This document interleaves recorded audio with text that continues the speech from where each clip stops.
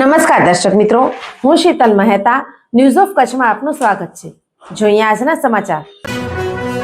ભુજમાં શિકારીના ઘરમાંથી ઘાતક હથિયારો અને દેશી દારૂની ભઠ્ઠી મળી આવી।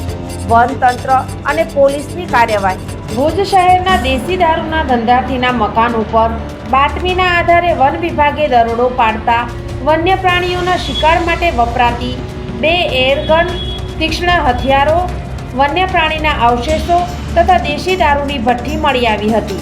આ અંગે ભુજ પશ્ચિમ રેન્જના ફોરેસ્ટ વિભાગે જાહેર કરેલી વિગતો મુજબ ગઈકાલે રાત્રે બાતમીના આધારે ભુજના એરપોર્ટ સામે આશાપુરા નગરમાં સુરેશભાઈ દિલીપભાઈ કસરિયાના મકાન ઉપર દરોડો પાડતા તેના રૂમના પેટી પલંગમાંથી વન્ય પ્રાણીઓના શિકાર માટે વપરાતા સાધનો, શસ્ત્રો જેમાં 2 એરગન, ધારિયા, ભાલા, છરી ચપ્પુ, કોયતા જેવા તીક્ષ્ણ હથિયારો તેમજ વન્ય પ્રાણી સાહુડીના અવશેષો, દાંત, જડબાના અલગ અલગ ભાગ ઉપરાંત દેશી દારૂની ભઠ્ઠી મળી આવી હતી।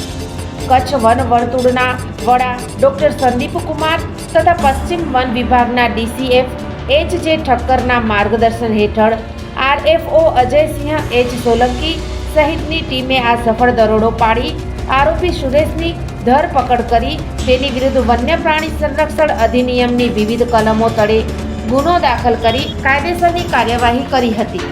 અમારા હ્યુમન રિસોર્સિસ આની પાછળ પહેલેથી જ એક્ટિવ હતા।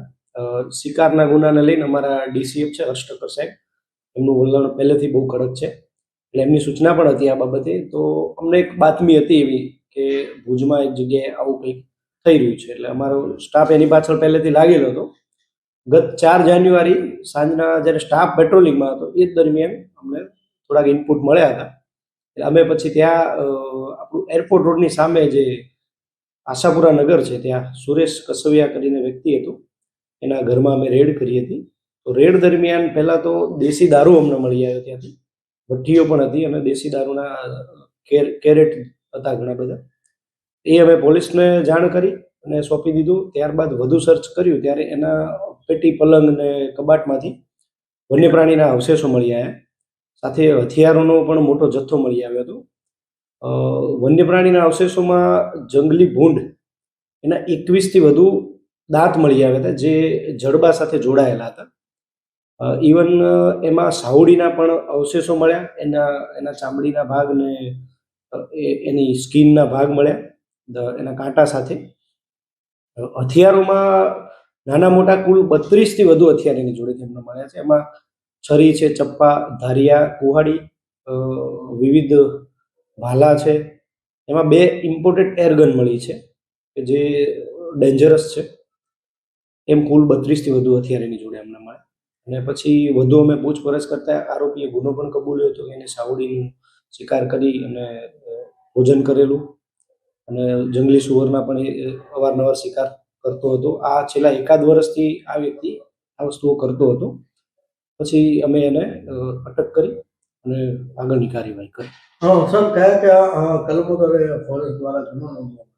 ફોરેસ્ટની કલમોમાં મેઇન તો અમારી શિકારની જે કલમ 9 છે, એના સિવાય એક કલમ 2ની 36 એની વ્યાખ્યાઓ છે, ઇવન 50, 51, 52 જે એની સત્તાઓ છે ફોરેસ્ટની, એ એવી વિવિધ કલમો અમે એમાં જોડે છે। પૂછપરછમાં અન્ય કોઈ આરોપીનું નામ સામે આવ્યું છે?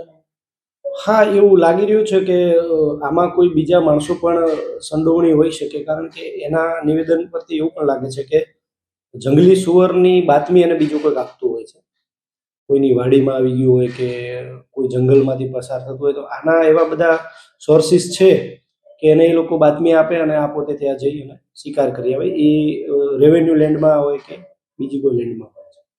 વન્ય જે પ્રાણીઓ છે એના અવશેષોનો આરોપી શું કરતો?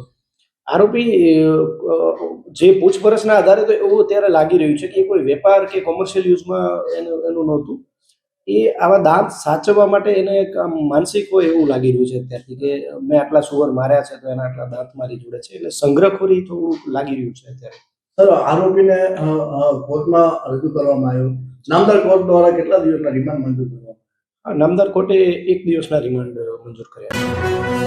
દર્શક મિત્રો, આજે તારીખ 6 જાન્યુઆરી 2026 આ હતા આજના સમાચાર। આવતીકાલે ફરી મળીશું। ત્યાં સુધી મને રજા આપશો. નમસ્કાર.